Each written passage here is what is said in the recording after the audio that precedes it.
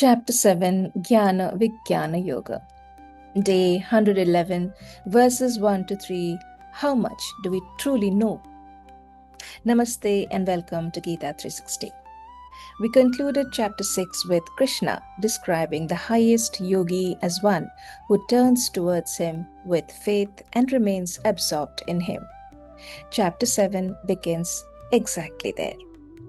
If the highest yogi is one whose mind rests in the divine, how do we come to know that divine more fully?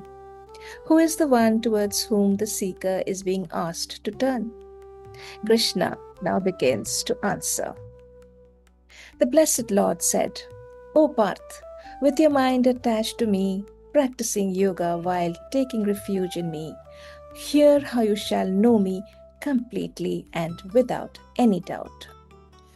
Until now, Krishna has spoken about the path of yoga and taught us how to work with the mind. We saw how easily the mind wanders, how patiently it must be brought back, and how practice and detachment gradually make it steady. Now Krishna gives that mind a direction. The journey is moving from learning how to steady the mind towards understanding the divine on whom that mind is meant to rest. I shall now reveal unto you fully this knowledge and wisdom, knowing which nothing else remains to be known in this world. Jnana is knowledge, and understanding it is the information we gather, the books we read, and the philosophies we analyze. Vijnana takes us towards a deeper, realized knowledge where truth begins to shape the way we see and live.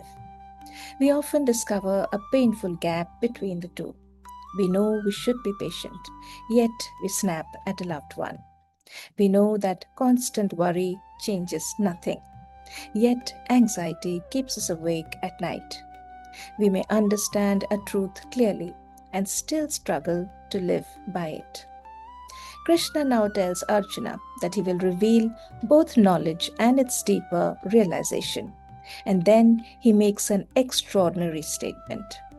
Once this is truly known, nothing further remains to be known.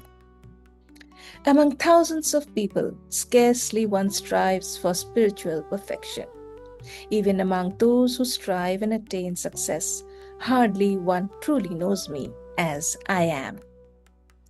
In the previous verse, Krishna spoke of knowledge so complete that nothing further remains to be known. He now tells Arjuna how rare such knowing really is. To strive sincerely for spiritual growth is itself rare, but Krishna says that to know him truly is rarer still. There is something deeply humbling in this verse. We may know the teachings, speak about God, follow spiritual practices, and feel that we understand the path. Yet, Krishna draws our attention to how rare it is to know him as he truly is. The distance between knowing about the divine and truly knowing the divine may be far greater than we imagine.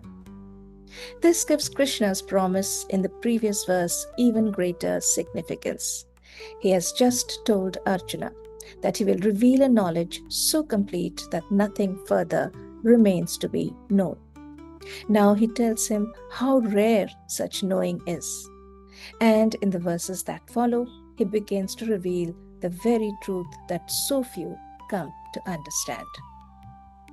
There is a strange paradox in our lives today. We have access to more knowledge than any generation before us, yet the ease with which we acquire it can sometimes make us overestimate how much we truly understand. We read a book and feel we know the subject. We listen to a spiritual teacher and repeat an idea that moved us. We become familiar with words like detachment, surrender, awareness, and inner peace. Over time, familiarity can begin to feel like understanding. These verses ask us to be more honest. Truth does not become ours simply because we have heard it often, admired it deeply, or learned how to speak about it well. There is something uncomfortable in recognizing how easily we can mistake being familiar with an idea for having truly understood it. Maybe that is one of the questions worth carrying into this new chapter.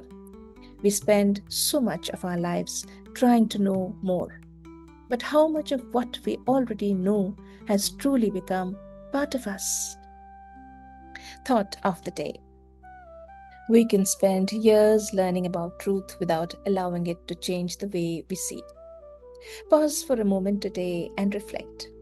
What is one truth I believe I understand, but may still only know in words? Thank you for joining me on Gita 360.